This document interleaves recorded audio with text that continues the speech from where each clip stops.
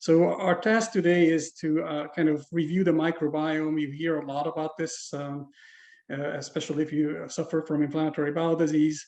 And then another interesting topic that comes up commonly from patients is the treatment of inflammatory bowel disease with fecal microbiota transplantation. Can this be a novel cure for the disease disorders, or kind of an old but new treatment? So we'll talk about this today.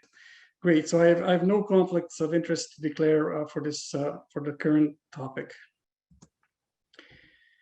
So how did we get to know about microbes and microbiome? One of the first pioneers was Anton van Leeuwenhoek from current Belgium, who in 1673 developed the first microscope and looked at a pond water and found microscopic living organisms there. And actually, his microscope was not trivial. He could magnify things with 270 fold. So although the technology was rudimentary and new, he saw some wonderful things and recognized that there are living organisms that we cannot visualize. And this was the advent of microbiology. So in the past 350 years, we kind of recognized the volume and extreme number of microorganisms that live around us, from the soil to the air to our body itself. And so there are definitions that I want to introduce here. So microbes or microorganisms are, again, living organisms that are not that we need to use a microscope for in order to visualize. And then when we're talking about a community of microbes, then living microbes are called microbiota. That's a community. And then all the products, the genes, and even the metabolites of the microbiota are called microbiome. So when you hear the word microbiome, it not only it should, or anyone who uses the word should be talking about not only the microorganisms in one community or one space or one sample, but also their products as well, and even their death products are within that sample. So that's a microbiome. Okay. So what is in microbiotas in general? What kind of different microorganisms do we differentiate? And this is trivial for many of you, but we'll just walk over this. Okay. So we'll start with bacteria because we're interested in the current topic is the gut microbiome, and overwhelmingly that is populated by bacteria. And so these are again small microorganisms that don't have a nucleus, so their DNA is not encapsulated into a little nucleus. They're called prokaryotes. We won't talk about this too much. You've heard about bacteria, so for the time's sake, I won't discuss the details of what bacteria are. And then there are also viruses in the microbiome, and of course you've heard a lot about viruses, especially with the current pandemic, but in perspective of the gut, it is usually not, or the majority of viruses are not those that you think of pathogens, so not the flu or COVID or similar viruses in our fecal matter or within the gut, but rather bacteriophages, which are bacteria or which are viruses that attack bacteria. And there is this intimate relationship between them. It's kind of the wolf of bacteria are bacteriophages, and they kind of live in a community, and they always fight between each other. It's a mesmerizing system. It's a subspecialty in itself to deal with bacteriophages. There are also fungi in there, and if you've probably heard of Candida, there is a Candida theory of Crohn's disease development or candidal origin, for example, and Malassezia is another common fungus that lives on our skin that has interesting associations noted, especially with Crohn's disease. There are also protozoans. These are higher level organisms microorganisms. The one that actually Anton Leeuwenhoek saw was the protozoan as well. These are much less common in the developed world, human gut microbiome, than in the developing world, for example, where they are commonly present even in quote unquote healthy microbiomes. Once this recognition about these microbes came about from a medical perspective or from a kind of a humankind perspective, the first thing that we recognize is that these can actually infect us and cause disease. And Robert Koch was one of again a big pioneer in infectious microbiology, and he developed these postulates on how to prove that one microorganism can actually cause a disease, and we still use these postulates if we can to prove causation between a versus association between a microorganism and disease. So, but it can be a very difficult, challenging task in certain instances when, for example, we cannot culture the microorganism selectively. So there began the fight against these pathogen or infectious microbes, and you should have heard of Edward Jenner, who was an American physician in the 18th century, and he was the first one who developed the vaccination. One can be really proud in the United States about him. He really saved a lot of lives from smallpox because of the vaccination that he recognized. And then Paul Ehrlich was a German microbiologist who developed the first treatment against syphilis. Just to highlight the meticulousness of some, especially German scientists, it was his 606th preparation that really worked against syphilis. So that's a lot of experiments to do, if you can imagine. Probably one experiment lasted more than a day, so 606 experiments to really prove that the first therapeutic, or the first really good therapeutic against syphilis. And then you probably have heard about Sir Alexander Fleming. He discovered penicillin, and the picture is famous on the right side here. I will move that. What you can see is just a petri dish where he had bacteria in the petri dish, and he was considered to be lazy or like to play golf, and didn't care for the bacteria in the petri dish, and the fungus could infect this petri dish. And you can see that big halo or the big white blob on that petri dish, that's actually a fungus that has a halo around it. It killed the bacteria around itself. And probably a lot of scientists have looked at this, and they were just mad that the fungus kind of ruined their experiment. But not Professor Fleming. He actually recognized, hey, the fungus probably produces something that kills all bacteria, and that was the first antibiotic that he discovered. So you know a lot about antibiotics. We use them a lot, but what we're recognizing that with anything we do is a double-edged sword in biology, and what we have done is that we have been able to overcome many of common viral or bacterial diseases over the last 200-300 years that ail humankind, but that seems to have come with a cost, and at least we are not sure whether that's the critical part of the cost that we are experiencing right now or the past 50-60 years. But Professor Bach actually introduced this hygiene hypothesis for emerging diseases, where we've overcome common pathogens that infected us, but because of that, we don't get exposed to them, and our immune system has been modified, probably, or early on when we get treatments, antibiotics, vaccinations, and such.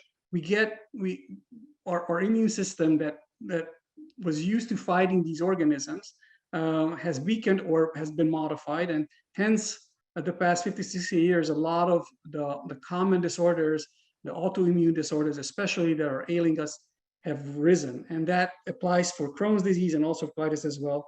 And we'll focus on these today. So along with this recognition, I'll take a leap here. You know, we've been working on understanding genetics more and more, and how genes, and apart from microbes, can really influence our diseases. And of course, you've heard about the Human Genome Project, which took place around 1980s, 1990s. And we were really hopeful that for non-infectious diseases, we will be able to decipher those once the Human Genome Project is done. However, what we've recognized that, for example, in inflammatory bowel diseases, the human genetics does not give a clear answer for more than 75% of the cases. But you know, the field has been left with a massive sequencing capacity, and it has been very rapidly recognized that, hey, we need to understand the microorganisms that live with us more, and if it's not the genes, perhaps those have something to do with our chronic diseases as well. And there came, this technology came about to in more depth be able to examine the microbes beyond the culture system that Robert Koch used, for example. And one breakthrough in this was how we can examine bacteria. Bacteria produce a gene that is called 16S RNA. It's a ribosomal messenger RNA, and the gene for that produces that has variable regions that are unique to bacteria. And if we examine or sequence that region, we can get ideas about what bacteria is there from its gene, okay, from the DNA of that bacteria. But this technology comes with problematics, and nothing is perfect. So I always emphasize when we're talking about the microbiome, which is mostly based on currently on DNA technology or PCR technology. And again, if you've heard about the polymerase chain reaction, the PCR technology a lot, because of the diagnostics of COVID, for example, that's one way to diagnose the virus that is there, or at least that the DNA is there. And this is tricky even for COVID, and has been a lot of debate whether the PCR analysis is truly telling you that you're infected, or that you just have a little piece of the virus DNA there in your nose, and the technology picks it up. So that's just one example that is tricky, what we do with this type of analysis. And you have to take it with a grain of salt, whatever you find. But if you do this sequencing, and then you have these big libraries that we know now that certain bacteria, let's call E. coli, you probably heard of E. coli, that produces the 16S RNA, and you find it there, that you can map the 16S RNA to the E. coli, because we know what the gene of the E. coli looks like. So the genome of the E. coli is already sequenced, and more genomes of bacteria are known. Hence, if we find the DNA of the bacteria, we can kind of indirectly conclude that that bacteria is likely there. We don't know if it's alive or dead, but it's the DNA is there, and we kind of postulate that it's probably living in that sample, or where we got it from. Okay, we won't go too much into the details of this, but there again, statistics and all that can really affect this, and even the technology, what kind of sequencing you do, can affect the results of microbiome analysis. Okay, so the sequencing gives us a large body of information, and I'm going through this because if you look at any papers, or you hear of a breakthrough finding, and then they'll show some study, maybe some images from the study, it's really nice to know what we're looking at. And I'll try to explain it in a very simple fashion. If we sample, let's say, a stool sample from someone, we're looking at the microbiome of the intestine.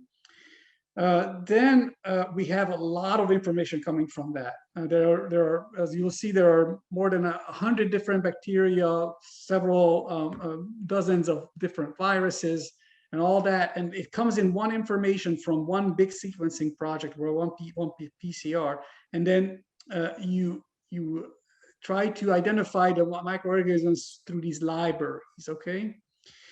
So once this data is available and you've identified the different microorganisms, then you try to really make sense of it. And there are different means of examining one sample or one person's microbiome. And there's one is that we look at its diversity. And you might have heard this word before. Usually a microbiome that is more diverse, or any kind of ecological system that has different members, the more diversity, and of course you've heard this on humankind as well, is a good thing. And it seems to be true for the microbiome as well in health. So let's say that we have 3 samples, okay?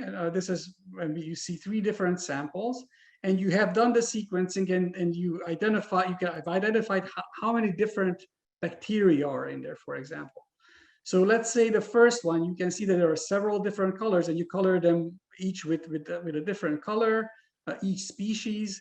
And there are multitudes of species, and even within one species, there are multiple members of that species in this order. So it's both rich and it's pretty even. And from each species, there are similar number of individuals, okay, in this sample. And then the next one, you have all the members here, but one is really taking over, okay? One becomes much more rich in the environment. So the diversity actually decreases because it's not even anymore. So there's richness and diversity that resembles one sample or one microbial community. And then, of course, from one perspective, there's only one microorganism. It's not rich and not even either, okay? So this is one way to kind of examine one single sample, and then you can compare this richness and diversity between the samples, okay? The second modality is perhaps what is more important, and you will see more commonly when these big studies are published, and they're say that, wow, we found that the microbiome of such and such disease, let's keep with Crohn's disease, is really different. It separates out from healthy controls. Okay, so how is that done when we're looking at that? Okay, so let's say that there are 3 from the audience. There are 3 people that we want to examine, and 3 people gave a sample from their like, let's say a poop sample. I'm a gastroenterologist. We always talk about poop. And let's hypothesize that there are, in our poop, every humankind only has 3 bacteria, and these are, or actually 2 bacteria build up our microbiome. Okay, one is Lactobacillus reuteri, and the other is E. coli. Okay, and then there would be the 3 people, and one would be only having Lactobacillus reuteri, which is a very not rich and not diverse microbiome, but let's say that's what one person has, and the other one has 50% of Lactobacillus reuteri and Lactobacillus E. coli, and then the third person has 100% E. coli. And we want to tell the biggest difference. How can we look at this and say what in a 2-dimensional fashion, when we look at a picture, where I want to identify, are they different or not? And you do this in a vector setting on a graph.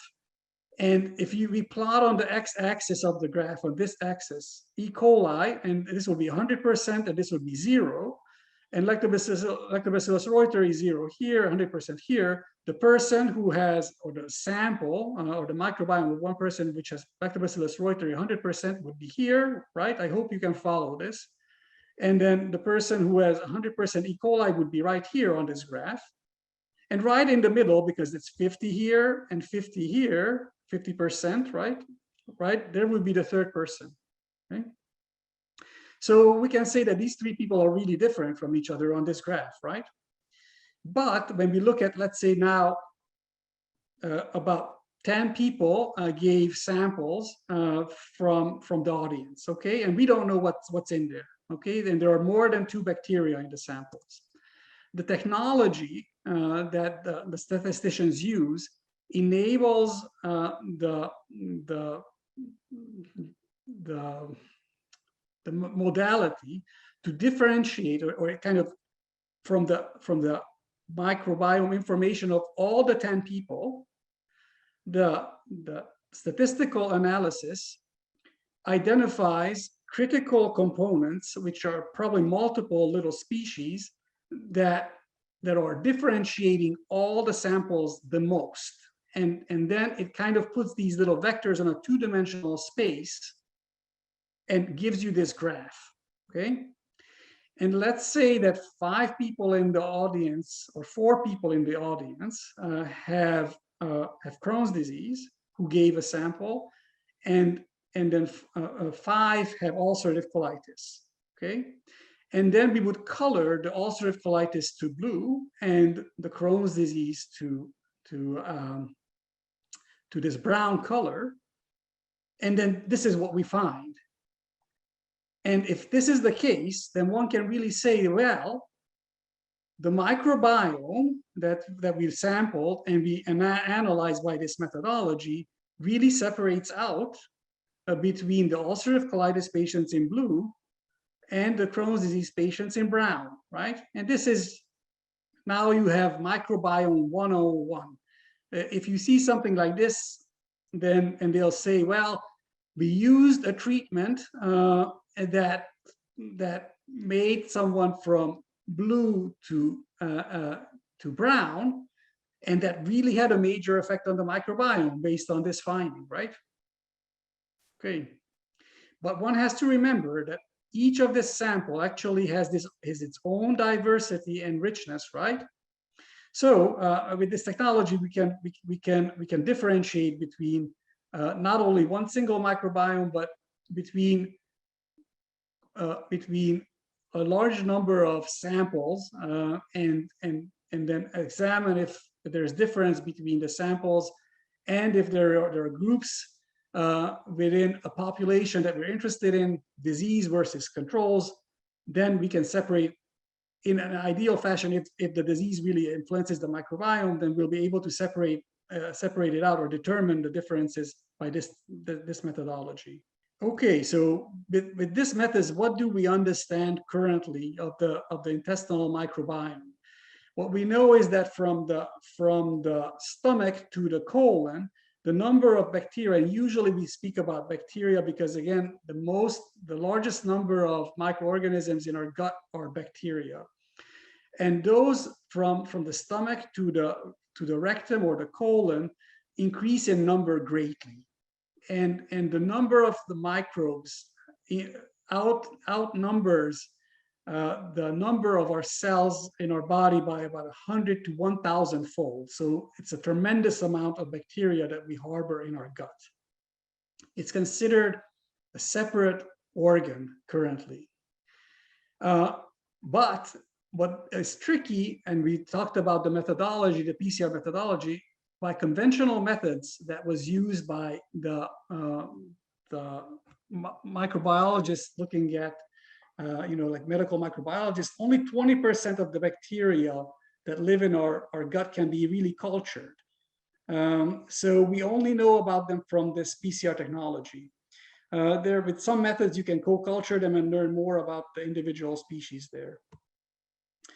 We talked about already the genetics, and then there is also, beyond this more simplified one gene-based differentiation, now there is shotgun sequencing that looks at all the genes in all the bacteria, and with sophisticated methodology can give us more in-depth knowledge of what kind of species there are in our gut. Okay, so with all this complicated methodology, we have recognized that what I said already, that about 150 times more microbial genes are present in our body than human genes. About 99%, some virologists say, well, perhaps there are more viruses than 1% in our gut. It's of debate, but most of them are coming from bacteria. And we have the whole humankind harbors about 1,000 to 1,200 different bacterial species, but within one individual sitting in the audience, usually if we looked at how many bacteria are there with this technology, there would be about 100 to 160, 180 different species that could be identified. And between humans in one, even in one environment, only about 30% of the bacteria are shared if they are unrelated. If people are related and live in their own home, especially in one home environment, the sharing can be higher to like 40–50%. And what we recognize is the massive variability of the microbiome. And this is from probably one of the first biggest studies on the human gut microbiome from healthy people. And what you can find here, and this is just looking at from a really far perspective, only looking at a taxonomic level, the highest taxonomic level of phyla, that with different colors, different phyla of bacteria, and every little line here comes from one individual. This is from more than 200 people, healthy people. The coloring varies a lot, right? And all of them are healthy, yet they're taxonomically, or by their bacterial composition, the normal varies greatly. The product or the metabolite of these bacteria vary less. So the coloring is similar between these. The colors are not, the thickness of the colors doesn't change. So that means that at least the products and the metabolites of the bacteria in health are pretty similar in the gut. Okay. One other thing that we really recognize is that our microbiome is really responsive to diet. And this is a high impact paper from 2016. Again, I don't recall how many people exactly gave their poop sample to be examined for their microbiome, but they also gave detailed dietary, diet information. And based on that, the authors really looked at, okay, how does diet influence the richness of the microbiome in people, quote unquote, how does it influence the health of the microbiome? And the more blue something is on this, the worse or the lower the richness is. So in general, carbohydrates were recognized as if you consume more carbohydrates, the microbiome is less diverse, you're less healthy. And this is very important from the specific carbohydrate diet's perspective, right? Because it's really devoid of carbohydrates. So it seems that a large consumption of carbohydrates is quote unquote unhealthy. It decreases the richness and diversity of the fecal microbiome. Fruits, on the other hand, if you consume, the more fruits you consume, the higher the diversity was. The brown, the more brown, the higher the diversity is. Okay. And interestingly enough, they recognize, but of course, this is where the complexity comes from dietary information, is that just because someone consumes a lot of coffee, right, and has a healthier diet, maybe with the coffee they're eating more fruit as well. So it's not; these are not independent variables in the diet. Okay, but since we're really motivated and interested in specific carbohydrate diet, what do we know about the microbial effects? Actually, we know very little about the microbiome and how it is influenced by specific carbohydrate in respect to the specific carbohydrate diet. And this study, you all know, most of you at least, the majority of my esteemed colleague, Dr. David Susskind, who was the lead author on this, probably one of the first observations on how the SCD influenced the microbiome over an 8-week period. And these are the weeks, and they sampled every color is one single individual, and the dots are the samples.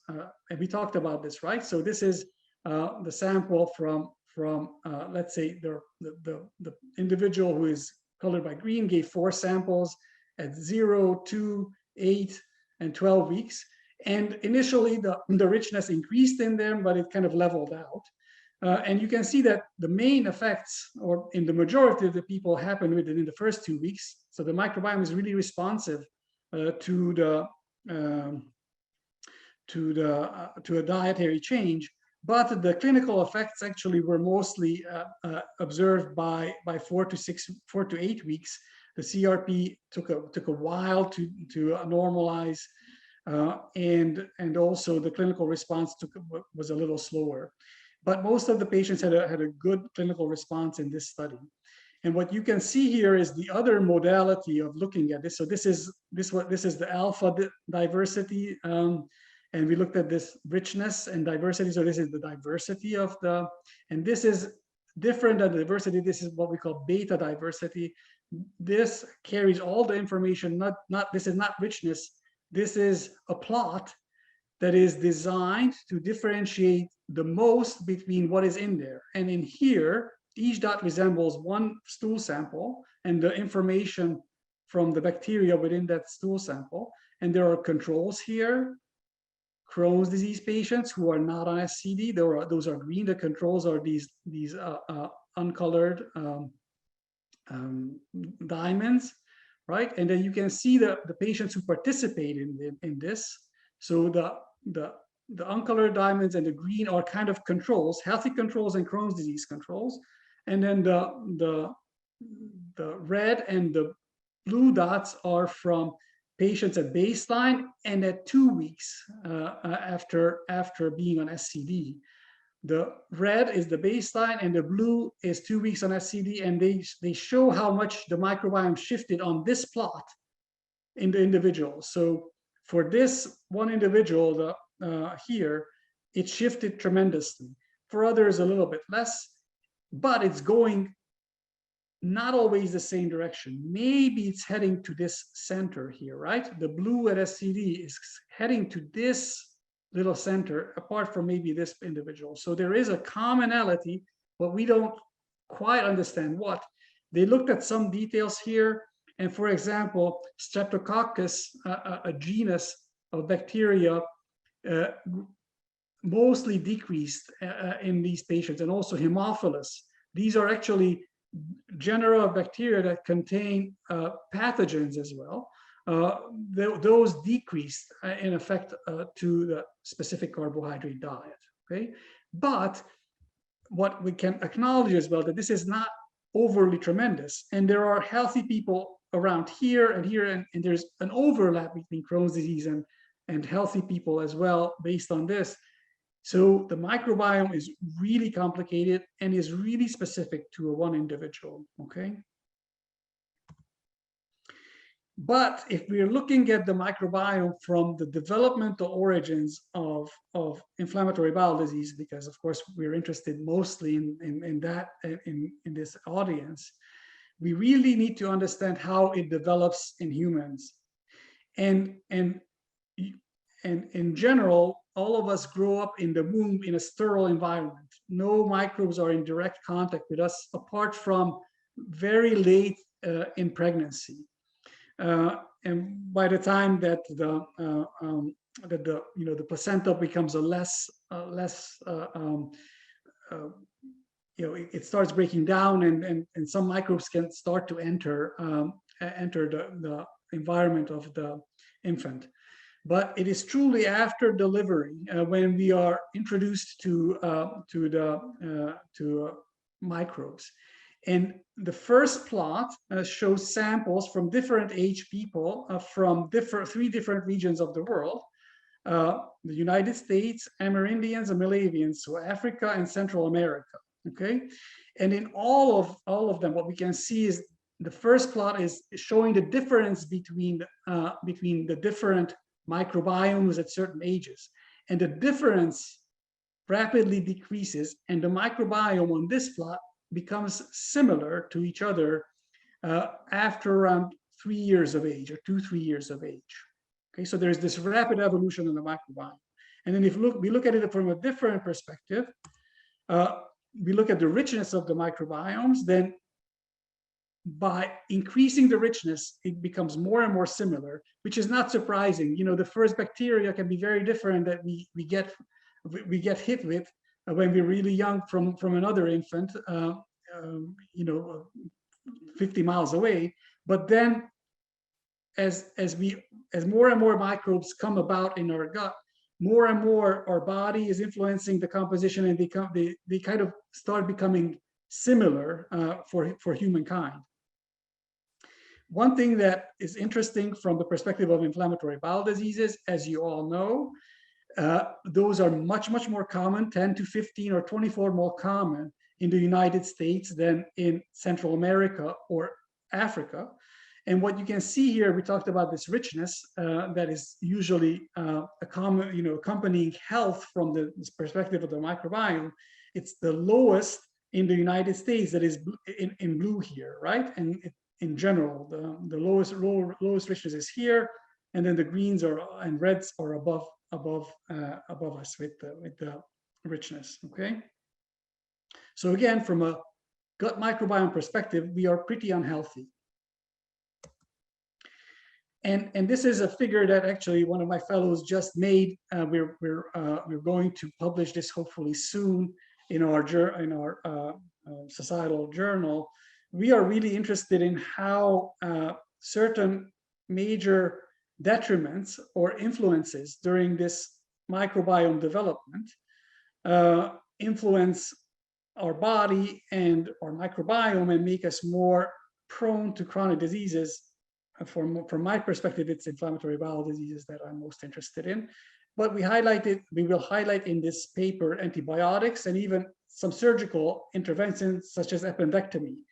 And these exposures have been linked to increased incidence of later onset Crohn's disease. And the younger one receives antibiotics, for example, at less than 1 year of age. And the more antibiotics one receives, the higher the chances, which can go up to like 5 to 6-fold above the average population or those who don't receive antibiotics for the first year of life, to develop Crohn's disease later on during their teens or young adulthood. Okay, so this is really important and really critically tells us that there is this microbial origin of the disease. If we look at this from a more complicated fashion, and we look at this, well, can the microbiome be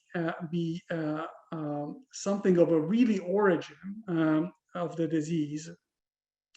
What our current understanding is that the biggest influx or influence from the environment in respect to developing Crohn's disease or ulcerative colitis likely is during the prenatal period, and not necessarily during or afterwards. So we can identify either the origin of a disease, a modulator of a disease, or a trigger of a disease. And this is just 3 different hits that actually we with Matt Zilbar kind of proposed from the developmental origins perspective of inflammatory bowel disease.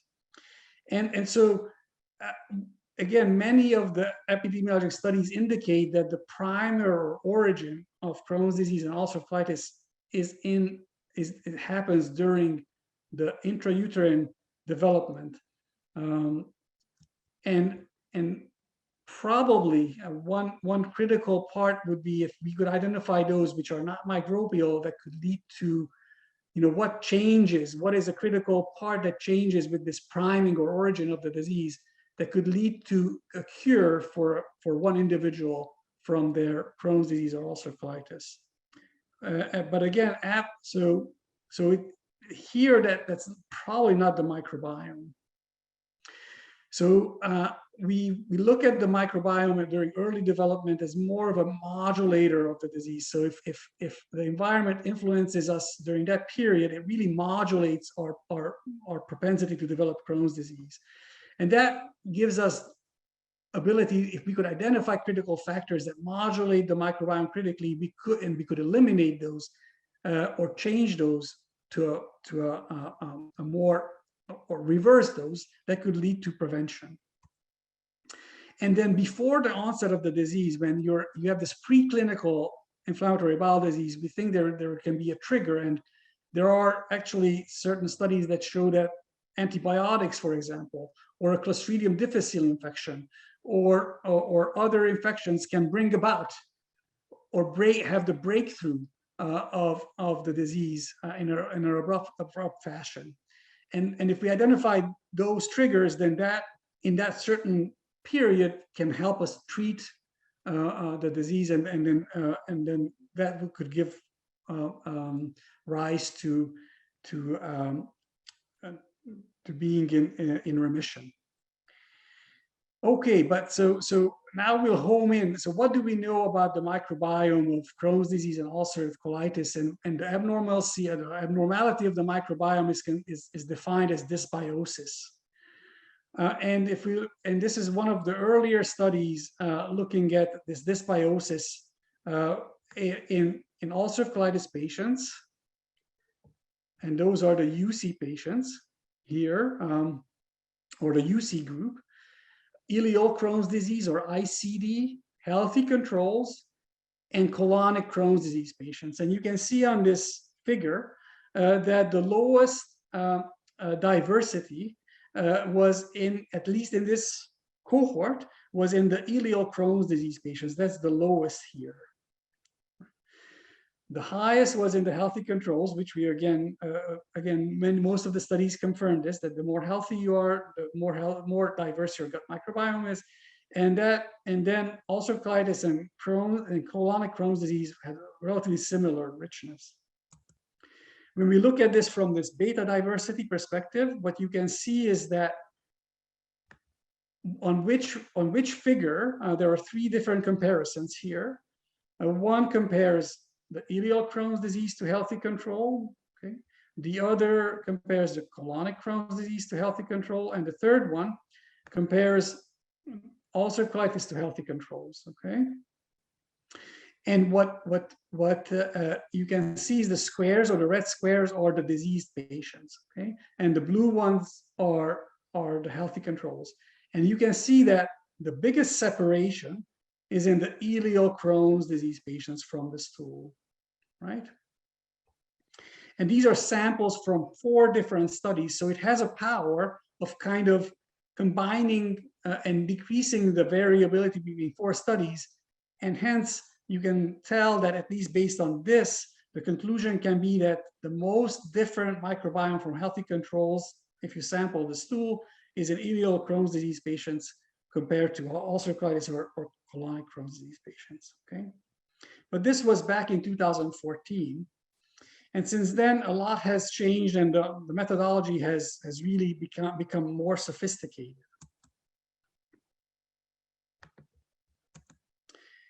And so again, let's look at this trigger from a trigger perspective. And it wasn't me who decided to do this, but a large number of really high profile investigators. And this was published in 2019, so just before COVID came about.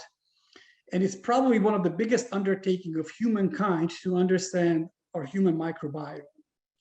It has over 40 authors, as you can see. It was a humongous several-year project. Okay. And I was proud to highlight that actually 3 of our esteemed pediatric gastroenterologist colleagues are here as well, and hopefully they at some point might also join me in talking to the group here.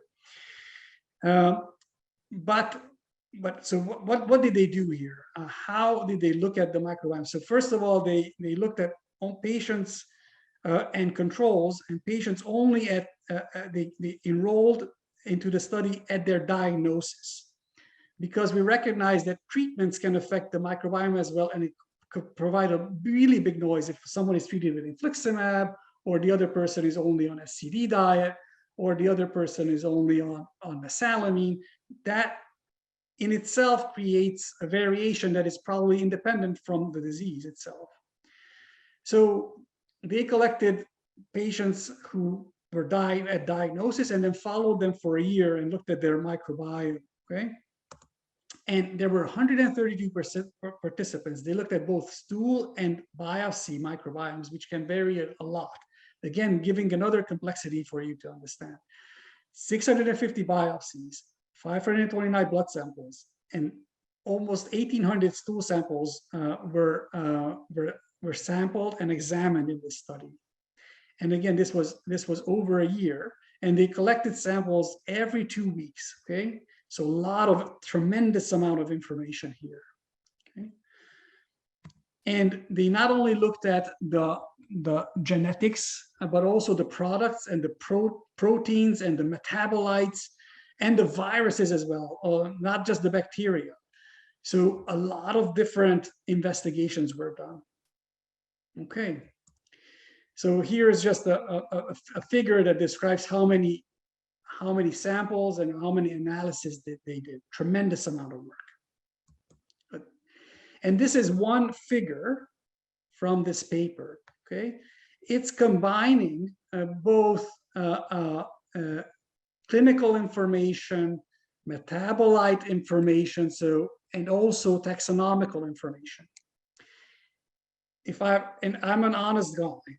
And this is why I always tell don't be alarmed that you can't read this. I can't either. Okay, I can't make much sense of it. Maybe a little bit more than most of my colleagues. Okay, but if you show this to a gastroenterologist who doesn't do any microbiome research, they would be, hopefully, they would admit that they don't know what's going on here. Okay. So this just really tells you how much the science has advanced before our understanding. And I would also argue that only 2 or 3 of the authors really understand what is depicted here and what went into it and what it means, what are the critiques that you can do. So the biggest problem that even if you speak to a Nature, this was published in Nature, which is one of the biggest impact, the highest, the wonderful, most wonderful. If every time I get into Nature, wow, that's a big deal from a scientist to publish in Nature. Okay, but if you speak to an editor, to Nature, the biggest problem they find is they cannot identify reviewers to review the before, because we have this peer review. You have to really, did they do this well? Is this true? Is this so? There's a rigorous review process before something is published. They actually have a tremendously hard time to identify anyone who can actually review this type of data. Most of them are authors on this paper around the world, right? So we are facing a tremendous tantalizing task here, okay? And so this is why if someone answers you that, hey, fecal microbiota transplantation is great and it will work, and I know it's safe, right?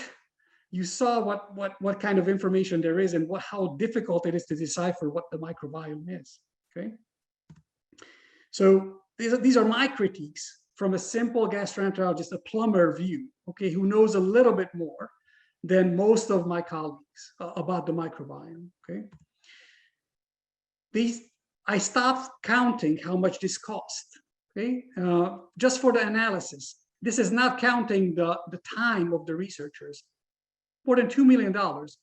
You can't find funding for understanding this, right? And this is what their main study is from all the information.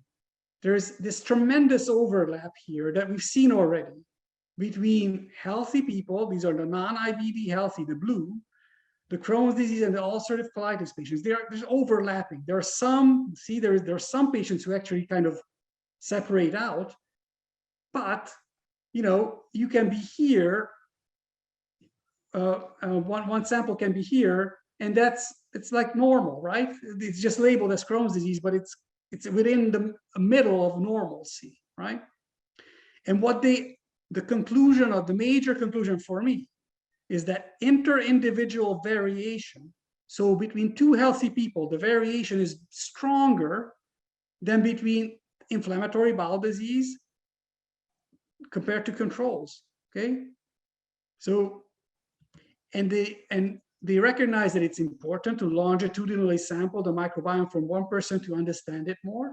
So it's becoming complicated. Most studies are only looking at one time. And they also recognize the limitation that we only studied the mucosal microbiome, the lining of the intestines microbiome, which is probably most relevant for anyone who has the disease. And then afterwards, they only studied the stool, which is only giving a little mirror to the important part of the microbiome. And only a subfraction of patients were truly dysbiotic, meaning truly different from healthy controls. 24% Crohn's disease patients, 11% ulcerative colitis patients, right? So most of them were very similar to controls. And they say this stochastic. Stochasticity means random. So there are random events influencing our microbiome. How can one, we'll never be able to understand, you know? And this is just the reality, unfortunately. So the cautious tale here is that currently we just don't know. There is no clear cause and effect relationship between the abnormal microbiome and human inflammatory bowel disease. Okay, is it important in one person? At least 25% of patients, yes, it can be critical. It can be critical to the disease. But again, the emphasis is, unfortunately, the very big difficulty from a medical perspective is that every Crohn's disease patient is different. They're unique. I always tremendously appreciate this when I see a new patient. And I'm really humbled by the disease because I know that we will have to work in an individualized fashion to try and help the patient the most. Okay, so it's a really difficult task. So if now we came to our microbial therapeutics. Okay, so we think that at least for some people or some that the therapy with microbes can be very, very important and very helpful. So perhaps after this nice introduction, I don't know if it's nice, but a complicated introduction, the conclusion is the best current in the 21st century, the best microbial therapeutic that we have for inflammatory bowel disease is poop. Okay, that's our current understanding of how we can use the microbiome in treating a disease. And we do that with fecal microbiota transplantation, and it's a very rudimentary procedure. And this is not me who said this. This is Alex Crohn, is one of the biggest pioneers, again, in microbial therapeutics and fecal microbiota transplantation. And that involves getting a donor who can give stool, right? And they have their own microbiome, right? And then having a recipient with a disease and we do a transfer with the hopes or with the aim to treat the patient, right? And then so we will reach a state when we give a fecal transplant to a recipient, that in the recipient there will be some organisms that are shared between the donor and the recipient. There will be only ones after the transplant that came from the donor specific, and this is what we hope for, right? We want to bring in new potentially healthy bacteria, but we are also understanding that with this you're creating a new milieu of a very complicated interaction between microbes and whatnot, and there it can create a space for newly detected microbes that were not present in the donor nor present in the recipient before the transplant. Okay, so you'll receive this complex community after the transplant with hopes that it will make you better. Okay, and this is the 21st century. Okay, this has been done in the 4th century. The first report of treating people with poop came from Guy Hong in the 4th century, and he treated diarrhea and poisoning successfully with poop from infants, healthy infants.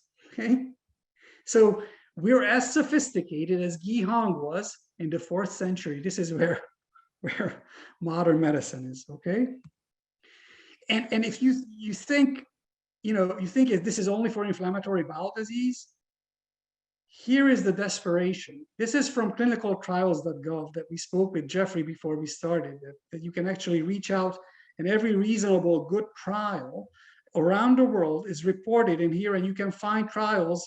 If you're interested in even getting fecal microbiota transplantation, you can find active trials that are recruiting for patients, okay? And I did this in 2019. I haven't looked at it recently, but of course with COVID, many things have halted, and probably this is not much different than in 2019. How many different trials were there with different diseases, okay, in clinicaltrials.gov in 2019? So there were, in May of 2019, there were more than 276 clinical trials that were recruiting for fecal microbiota transplantation, with 51 different diseases, ladies and gentlemen, 51 different disorders. And if you look at this, this is not only GI disease, autism, right? Anorexia, ankylosing spondylitis, which is an orthopedic chronic autoimmune disease. Acute myeloid leukemia, which is a blood disorder, right? Epilepsy, depression. Wow, here is where modern medicine is. So anyone, any doctor who mimics, like, I know it all, right? Be careful. And 5 are inflammatory bowel disease related, and I highlighted for you. That's our topic currently. So pouchitis, Crohn's disease, ulcerative colitis, primary sclerosing cholangitis, and ulcerative colitis were so I already said that were the indications. Okay. So when we consider this, this is very complicated, and this is where you know, can I get and how? Let's just do it. Give me a fecal transplant, I'll get better. It's much more complicated than that. We have to think about a lot of things, you know, and for one thing, there have been recently, why there is a little bit of a halt in fecal transplants, is that there have been 2 deaths associated with fecal microbiota transplantation, 1 death and 1 intensive care unit admission, because from a donor, the recipients received multi-drug resistant organisms, bacteria that are resistant to antibiotics, and they got sepsis and got infected.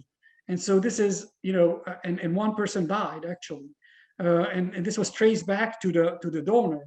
It's not the donor's fault, and the donor wasn't screened for that specific organism, you know. So it's you have to, you know, what I want to emphasize, if we're talking about this, you should not go and get this in the Caribbean. They might offer it for you, but you shouldn't, because you have to do it as safe as possible. And I really advocate for even any consideration to do it in a large center who know what they're doing and they know their limitations. And you should be doing this under a trial that is listed in clinicaltrials.gov. Okay.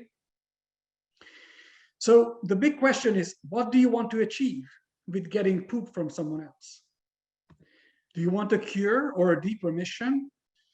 This is achievable if the dysbiosis is the root cause. And I argued in the middle of the talk is that it's an opinion based on my more than 30 years of research and keen interest in this topic, is that for most inflammatory bowel diseases, I don't think that the microbiome is the root cause of their disease. It can participate in it and can be very important, but because it's not the root cause, I don't think that FMT can bring a cure.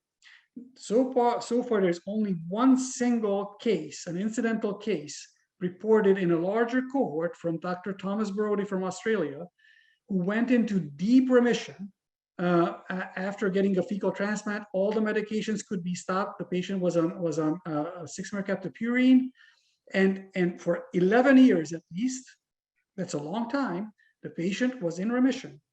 Phenomenal. Do I have a few patients with ulcerative colitis who we could wean off Remicade, and they are kind of on mesalamine, they're in college and probably not taking it and are fine for 4 or 5 years, and I've seen them back? Yes. So I'm just saying that's not proof of concept. There are patients who can have a an event and then slowly be weaned off. So that's not necessarily still a cure. They probably still have it, but they're in deep remission. So I won't take that away.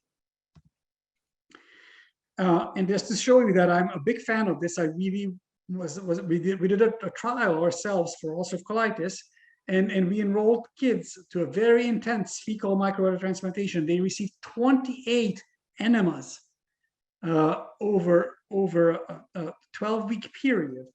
Can you imagine? Poor kids, they were young adolescents, and they were so desperate to try this, and they really wanted it, that they came in with decreasing frequency for 28 times during 12 weeks, okay? But then we stopped it. We weaned off all their medications. They were in remission when they started. We gave them a lot of fecal preparations. We stopped it, and all of them had a recurrence in 4 months. And, the longest was 4 months going without any treatment afterwards. Their disease became more manageable. So I think there's something majorly changed, but they all flared. Okay. And then we have a no publication on. We opened this trial up around the United States, and more than 10 patients were initiated on this trial. Unfortunately, most of them, we only did a clinical assessment for the patients, and most of them came in, although they said they're in clinical remission, their colon was very inflamed. And we probed them, we gave them the fecal transplant and started weaning their steroids, and they did not tolerate it. All of them flared, and we had to abort the project. So that was my experience, at least in children. You should not investigate FMT when the disease is really, really active, or at least you shouldn't wean off the medications after the FMT very soon. Okay, but the vast majority of the studies that look at FMT gave a combination therapy. When you look at the studies, they're all over the place. The recipients are different, the age differs, the therapies differ, their baseline disease differs, their disease activity differs. Obviously, their microbiome is different. Their preconditioning, some studies give antibiotics before an FMT, others don't. The FMT delivery, some of them get it by an enema, others by a colonoscopy, others by a tube into their stomach. And now there are even preparations, frozen preparations and dried out preparations that are in capsule that have been proven to work well for Clostridium difficile infection, that are trialed now in different inflammatory bowel disease trials.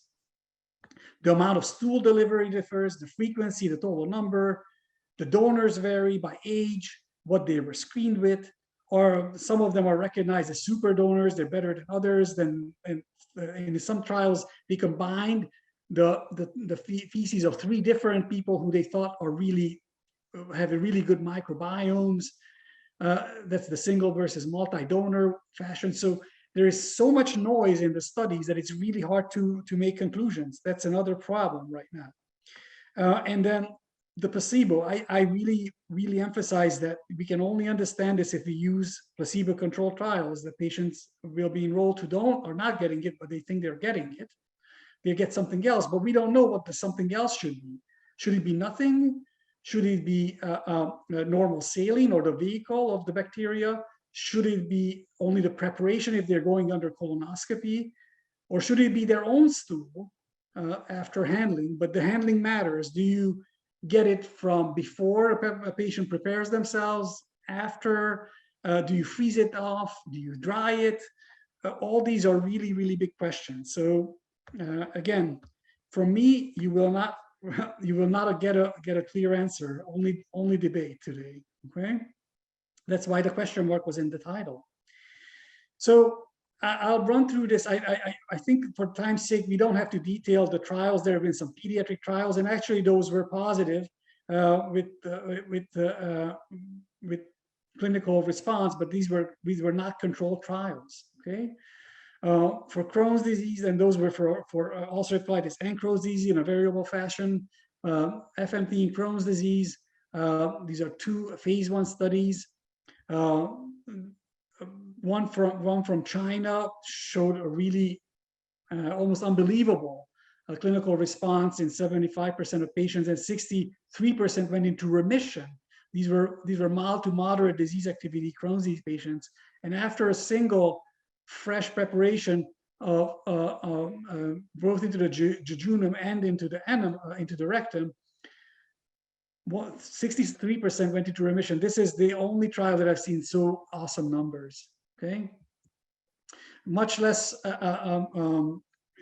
maybe much less enthusiasm with the other trial from the United States, where 10 received, 10 patients received a combination FMT. They only had 30% response, and 20% actually had adverse events. So again, a lot of differences between the trials, but different results as well. There are randomized control trials in ulcerative colitis, and actually currently probably the Australians are doing the best job with these trials. 4 out of 5 back in before the COVID significantly favored fecal microbiota transplantation over placebo, but these were short-lived trials, and at least in one of them, when they stopped the FMTs and the patients received 40 FMTs over an 8-week period, so 5 times a week they gave enema to themselves of someone else's stool. A large proportion could be weaned off of their steroids, but by 8 weeks, 8 weeks after stopping it, the majority of them were flaring again, just like we found in our study. Okay, this is the most recent study that came from a lot of knowledge from previous work.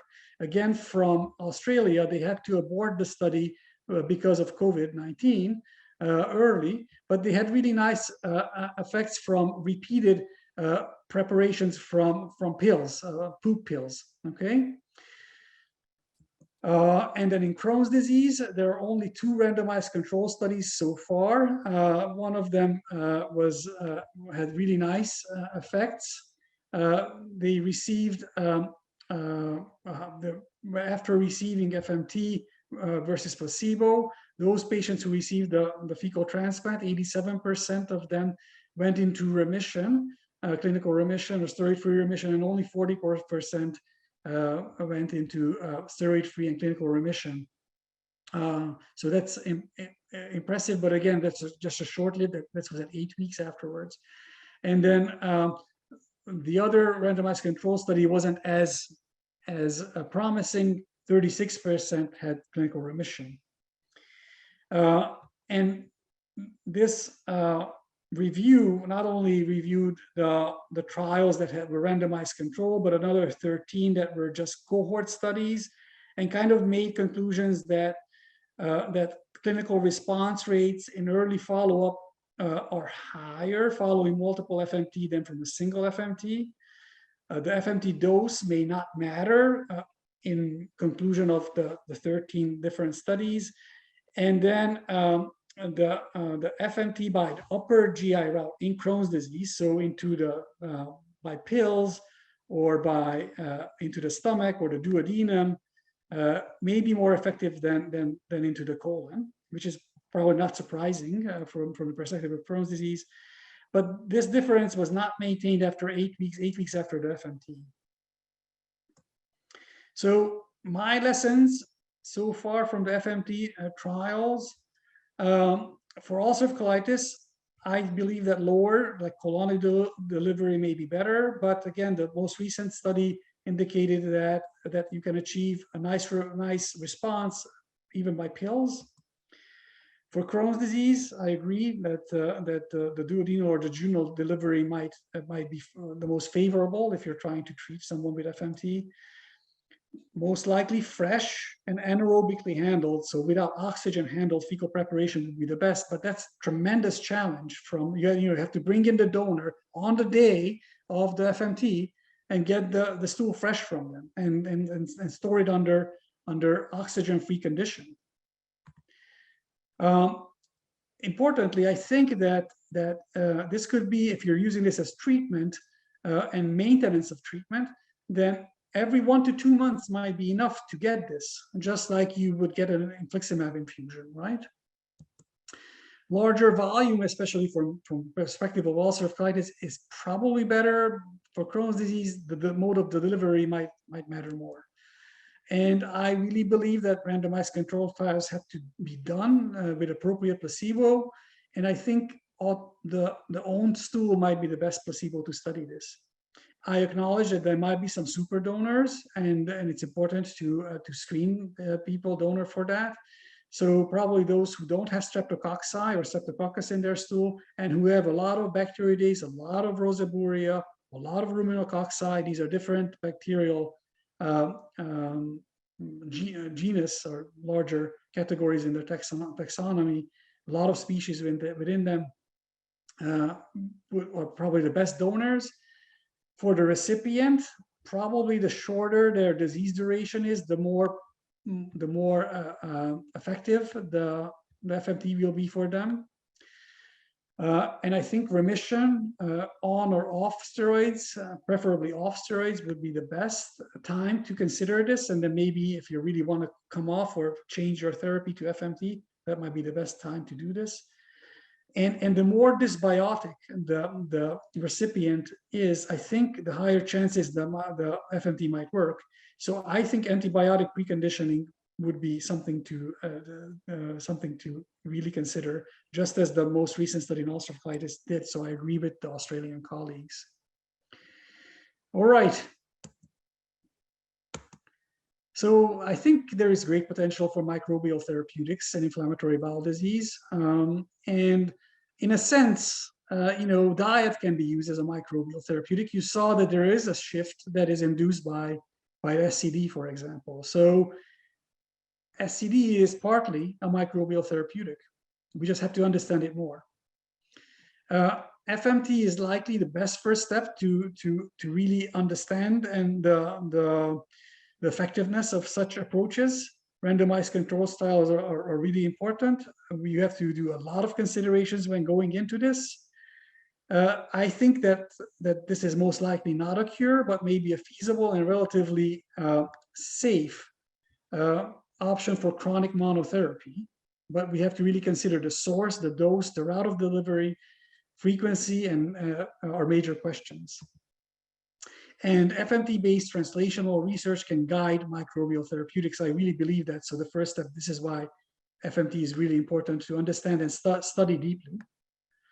But ultimately, such treatment will likely require disease type, disease activity based, and even single patient specific tailoring. So dynamic therapeutics will be needed for us to really help our patients. Thank you for your attention. I know I went overboard a little bit, but this is my favorite topic.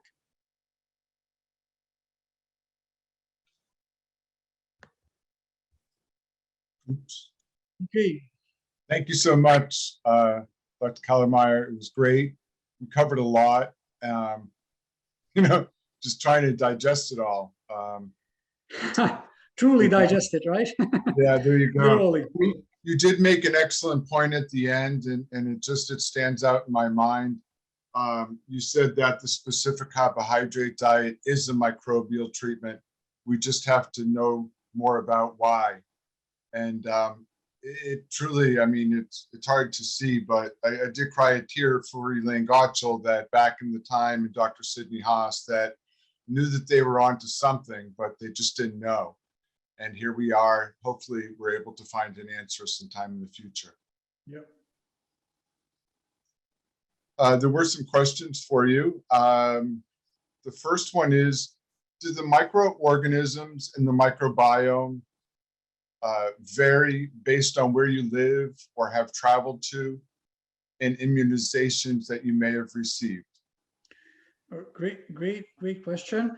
Yes, there's actually a nice study from China where they sampled different major regions. I'm blanking on the definition what the big regions in China are called, but the regional variation, for example, in China was higher between the regions than than what obesity was compared, like the obese patients' microbiome from China compared to lean patients in general, was less different than the difference between regions within China, if this makes sense. So there is regional variation, and I think that has to be really considered as well. We actually have a publication that is on the internet, but it's not on PubMed.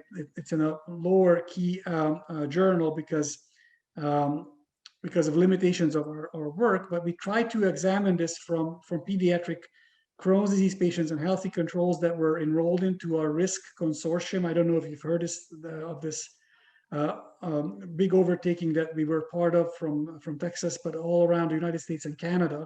There were multiple centers who entered Crohn's disease patients and healthy controls into this observational study that we were just trying to identify risks that lead to complicated disease in Crohn's disease. And there was microbiome analysis available. And in the United States, the variation by larger regions, we looked at Northeast, South, and West. So there was mostly like Colorado and California. The separation was minimal, and the Crohn's disease separated out more than from controls than the regions separated from each other. So it depends what, but there is regional variation for sure. There's also another interesting study that is important from the perspective of ulcerative colitis, for example. In Europe, there's been a study in Spain, which looked at college students who studied abroad and then came back to Spain, and those who studied in Spain. And amongst those who went abroad, ulcerative colitis incidence was higher than those who studied at home. So that, I think there is a probably with travel, there is a really a big change, but I haven't seen studies actually looking at this. I think it would be tremendously important to study, even those who go on vacation, and it would be tremendously important to understand, let's say, if someone goes to Hawaii from the northeast for 2 weeks, and you would sample their microbiome, different food, different climate. I think it would be really important for us to know what the effects are. Currently in the United States, April 15th, 2022, where can an individual get their stool screened for potential FMT? You would need to enter a clinical trial. I don't know actually which one are active. I should have looked at it before I came. But clinicaltrials.gov, I really emphasize that. If you are really motivated and have the money, Dr. Barodi has an active institute, and I know people are flying in. I don't have any incentive, no conflict here, but Australia is probably the leader in studying FMT for inflammatory bowel disease currently, and probably, I don't know if they're enrolling currently, but COVID made a really big dent in this, unfortunately. How are samples for fecal microbial transplant found for your C. diff patients, C. difficile patients? Correct. So we actually enrolled healthy donors, less than 40 years of age, just with the contemplation that we don't want, when the microbiome really changes after 50, 60 years. So with aging, we wanted healthy adults. Ideally for kids, we don't even know if it's better to give poop from age-matched donors, but that requires a lot of IRB and a lot of logistic hurdles. So we had healthy adult volunteers, and we had our own fecal stool bank, and we screened them meticulously. But with the 2 years ago, those unfortunate events, and the critical difficulties in very accurately screening stool for microorganisms. For example, there is no FDA or good laboratory practice approved protocol, even for detecting COVID-19 from stool. There's no approved method. And that is true also for multi-drug resistant organisms. Vancomycin-resistant enterococcus, their FDA has approved some screening methods, but those are not good laboratory practice approved protocols. So that there's a CLIA agency in the United States, and our FMT program was supported by our pathology department, who are laboratory, and our lab director just said that, hey, I'm not taking responsibility anymore for screening donors after COVID and those health death events. So you can do what you want, get your stool from where you want to. I still have a source which is FDA approved and could do it. The problem with that is that currently, anywhere if you get good quality or try to get good quality screened stool for FMT, the self copay is over $2,000. And no insurance company, even for Clostridium difficile, currently covers the stool. Wow. A really, really big problem for us.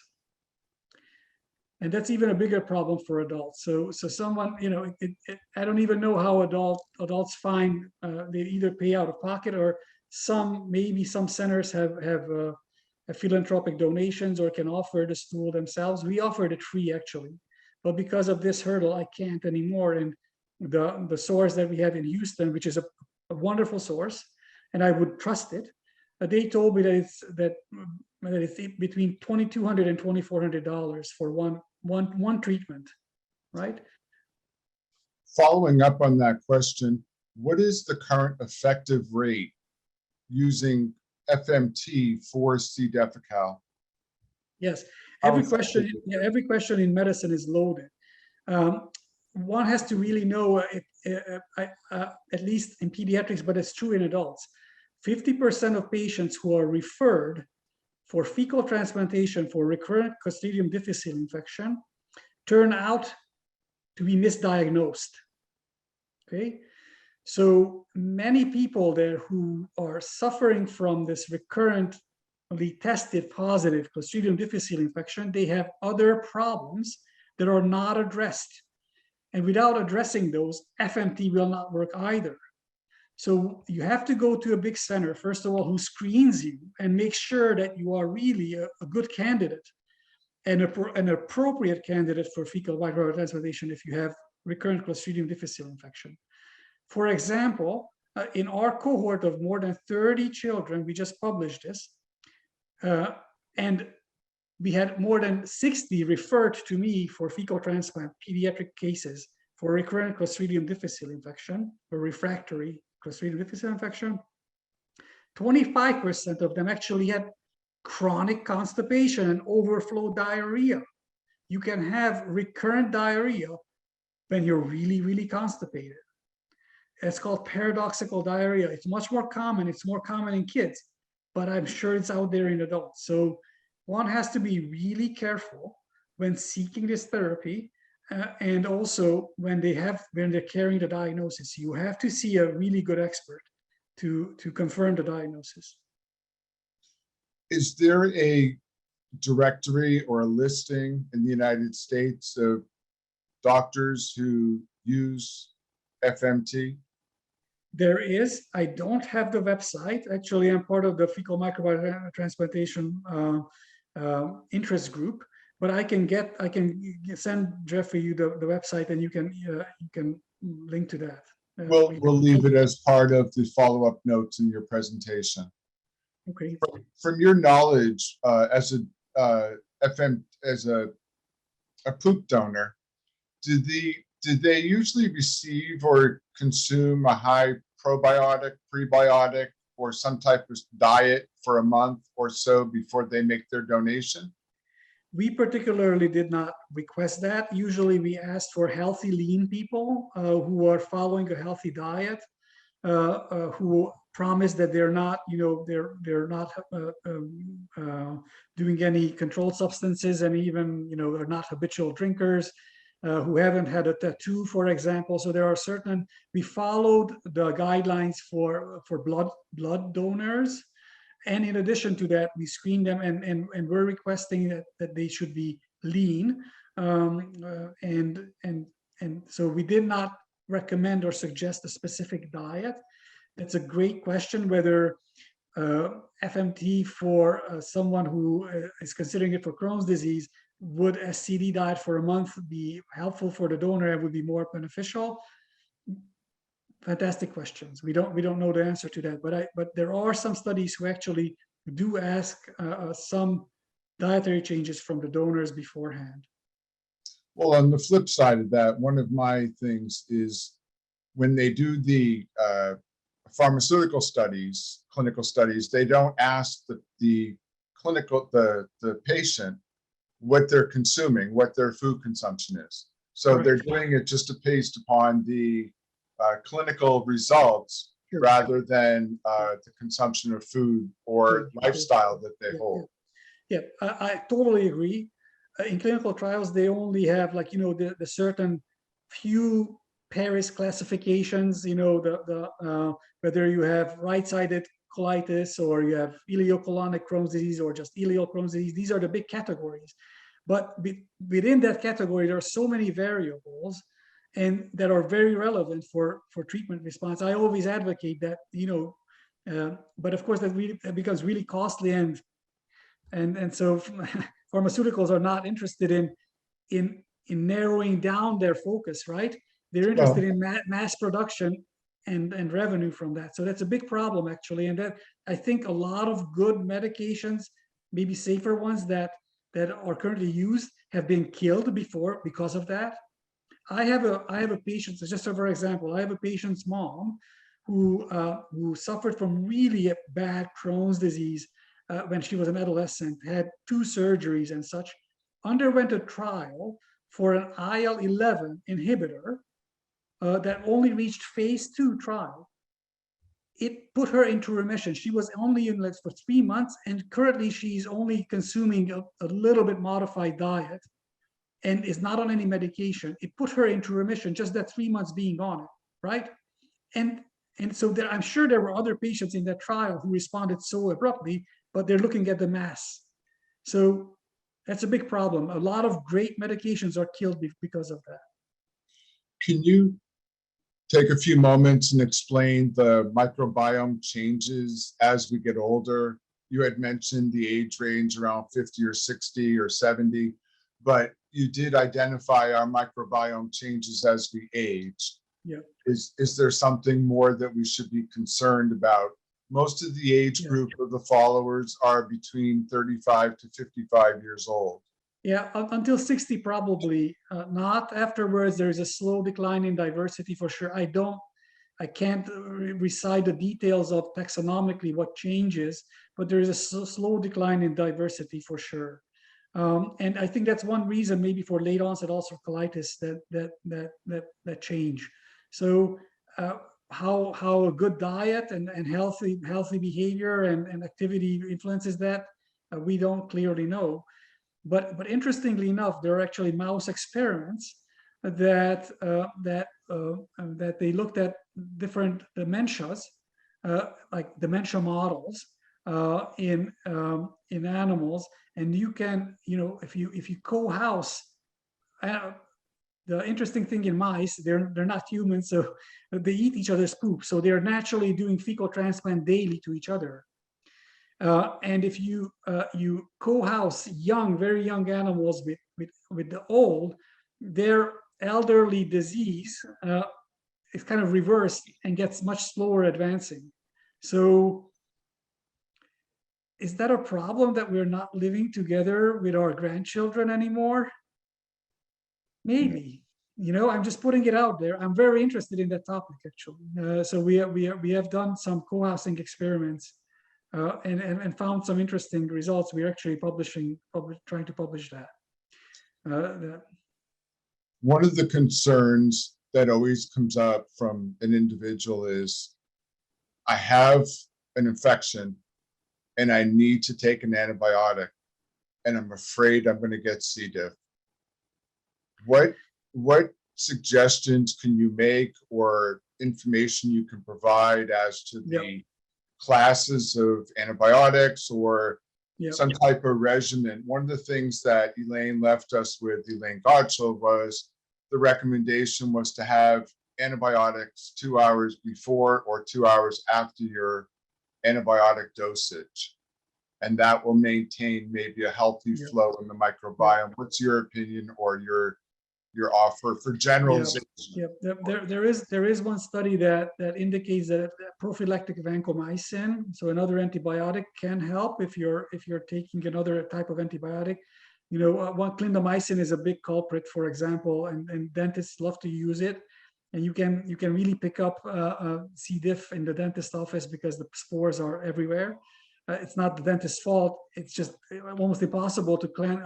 It's only by physical means that you almost have to rip everything off to get rid of it. So it's there. It's in the environment. It's on the playground. So you know, it's everywhere, on our shoes, everywhere.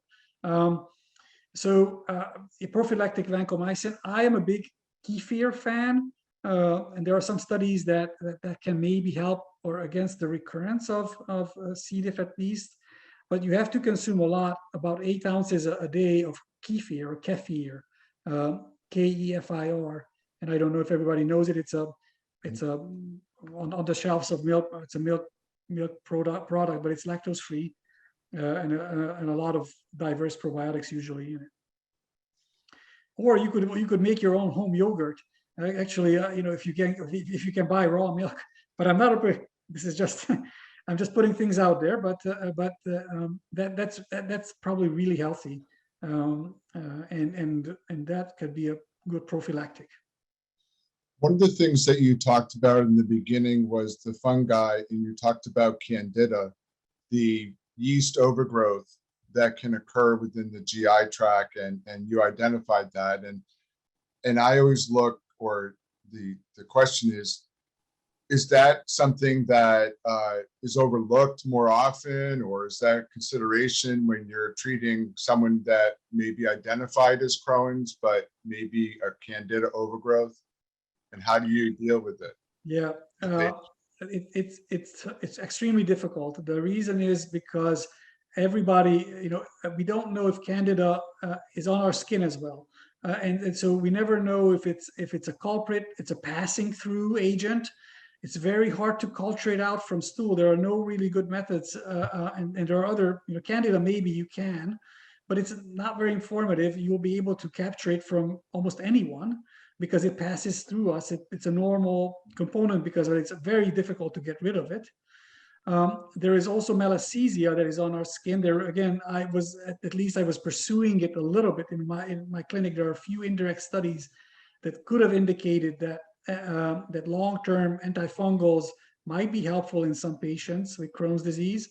I had, out of 6 patients, I tried it. 1 patient really nicely responded, but I had no means of, you know, culturing, for example. That fungus is really difficult. You need a very high lipid containing environment, and labs don't do it. And so you can't do a proof of concept. The microbial analysis, looking at the DNA of it, is useless because it's on our skin. Like if you eat, you'll have it in you, and you'll have the DNA in you. It might not even be live, so it's very hard to prove a proof of concept there, or you know. So it's a really difficult area. I know of a few desperate patients who are trying antifungals, just who are trying long-term antibiotics, and might have benefit from it. I'm not a big advocate. There's a lot of side effects from antifungals. It really can hurt the liver and such. So you have to be very careful and monitor it closely. But it's, you know, the difficulty in Crohn's disease is that everything can work and nothing can work. and here is where, that's why the tailoring, and this is why I'm really, really humbled by the disease, the specific patient, because it can be difficult to find what will work. You brought up in your presentation about the microbiome and its relation to the brain, the gut-brain connection. They're talking now the gut-lung connection. What's your thoughts about the microbiome, for example, with autism, or the gut-brain connection? I am very, very, very interested. Unfortunately, we did not get we applied to the NIH for a large scale autism directed FMT trial that would have been like for a good 5 years following the patients. It's a very difficult area of investigation. I know of the few studies, observational studies, even the placebo-controlled ones that are ongoing and are promising. The biggest problem with those studies, for example, is that, again, the mode of delivery, the patient selection. Mostly they were high functioning autism patients that were enrolled because they had to comply with taking stool preparation by mouth. They actually gave a slurry into formula. So it's really complicated how to design a good trial, when to try to treat. If it were for me, you have to start treatment before 3 years of age. That's a small window of opportunity, because most autistic kids, they are diagnosed between 1 and 2 years of age just because of the developmental issues. So you have to so it's a problem, and we don't know how frequently you have to alter. But if you really want to make an effect in long-term development, I think you have to really make an impact before 3 years of age on the microbiome.